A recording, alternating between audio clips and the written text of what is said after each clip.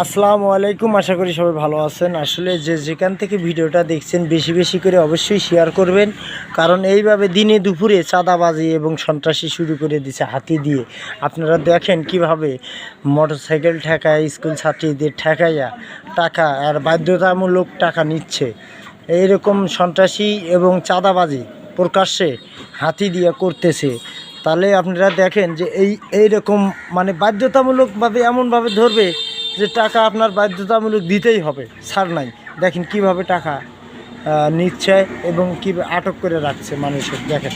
এবং রাস্তারও জ্যামজট বেজে যায় এইসবের কারণে।